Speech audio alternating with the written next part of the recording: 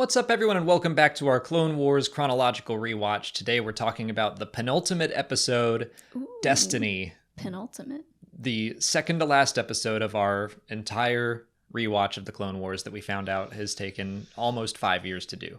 But we are approaching the finish line. There's light at the end of the tunnel. And there are spooky ghosts at the end of the tunnel.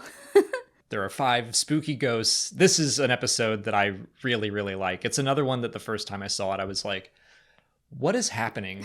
And I think I was just, I embodied Confusion, one of the ghosts, back when I first saw it. Good one.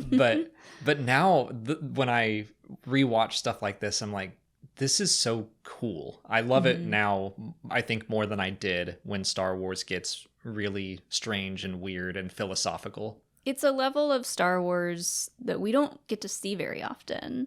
You know, sometimes it'll pop up in books and comics, like just these deeper meanings of the Force and like where it comes from and like how you live your life within the Force, and just the priestesses or the sisters, whatever they're called, them showing up is like, wait, what?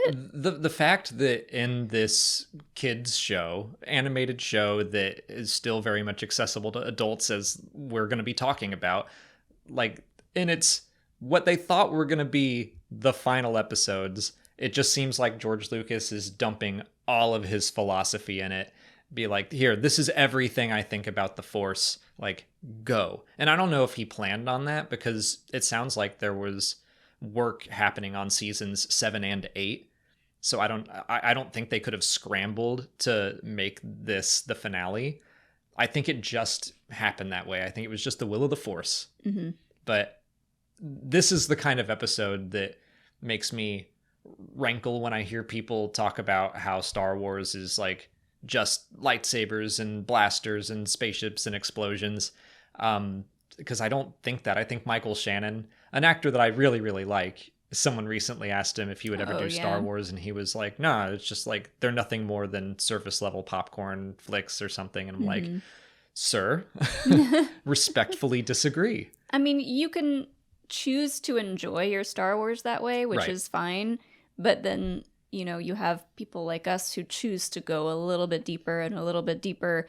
And in these last 2 episodes of the season, we get fed. Yeah. As they say. Like, as the kids say. This is like some of the juiciest Star Wars lore out there. Yeah. That we dive into kind of like the creation planet, the wellspring of life where midichlorians come from, and then you have to meet these 5 priestesses, and we're figuring out what it means for a Jedi to hold on to their consciousness after death, which the message of this episode is death is only the beginning, which I like. When we first read it, and I was like, oh gosh, like, it sounds really dark. Isn't that from The Mummy? There's something else that uses that quote. Probably. I think so, when she's reading from the Book of the Dead. Yes. That sounds right. The Mummy did it first. A+ movie, by the way. Yeah, I love The Mummy. But I think that on first read of that, you think this is going to be a very dark episode, and it does get dark, but then it steers out of it, where I don't think that death is only the beginning is a dark message at the end of the day, because when you see Jedi like Yoda and Obi-Wan and Qui-Gon and Luke and Leia and anyone that can become a Force ghost, I think what this message is talking about is like legacy. That, yeah, you die. Everyone's going to die, but that won't be the end for you. Your legacy will continue on. Mm-hmm. And it literally is talking about the training that Yoda is trying to learn about, that Qui-Gon has apparently had, and like he's learned to continue on as a Force ghost. And so I just laugh sometimes thinking about Yoda hearing that line and being like, I'm almost 900 years. Like, can death just be death? Yeah, he's like, I think I just might want death to be the end.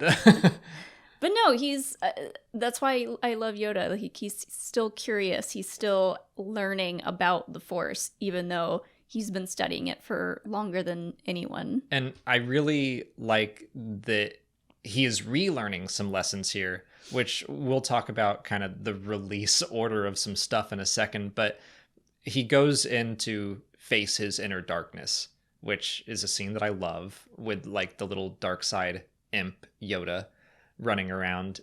But I love that Yoda goes in thinking like, I've already done this. I've conquered my fears. I know what they are, and I don't have to do it again.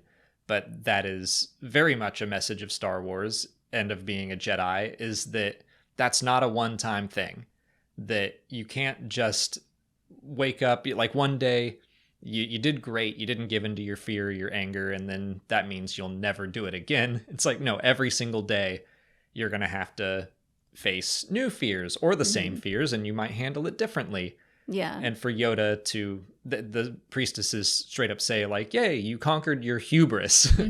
And the idea that you did it once and never have to again. It's great to hear Yoda say that. It's also kind of shocking to hear him say something like that, because it's not something you would think he would say. But if you look at what he's going through in this episode, this is literally something that he's never experienced before. And, you know, he's never heard voices in his head like he has recently in the story. So he has reason to be afraid and to have to face this new fear. But his like auto response is like, well, if I'm 900 years old, been I've done there, this. done that. Yeah. And I think it tracks with, you know, when you grow older, you get set in your ways. Like it does happen no matter how much you want to fight it. And you do kind of have to reevaluate everything that you believe every so often, I think.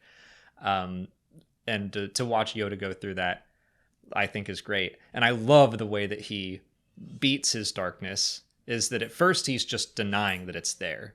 Like he just tries to physically fight it off and being like, no, you don't exist, you're an illusion or whatever.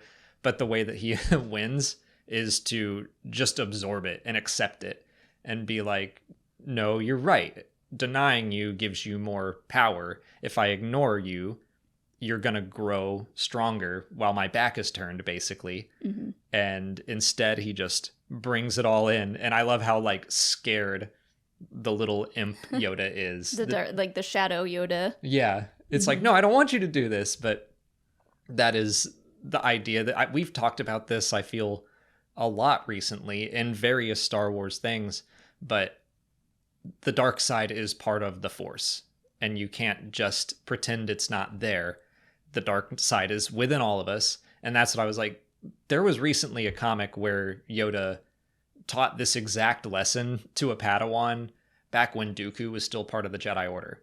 And so I'm like, yeah, Yoda knows this truth, but over the course of time and maybe over the course of the Clone Wars has kind of forgotten it. Well, yeah, like the Sith have clouded their judgment and have clouded a lot of things, to be honest. So like that might be part of it too. Yeah. So but when there are dark times, it's harder to know and remember what is right. Yeah. And it's like what Luke says to Rey, powerful light, powerful dark. You know, everything is a balance of the two. You can't go too far in one direction or you're not balanced. Yeah.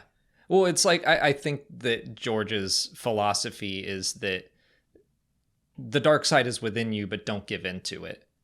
But know it's there. Don't ignore it, but accept it as part of you. Accept your flaws and don't let them control you. It's there, but don't use it. Don't do it. But don't touch it. Don't ignore it. But it's there. But it's there.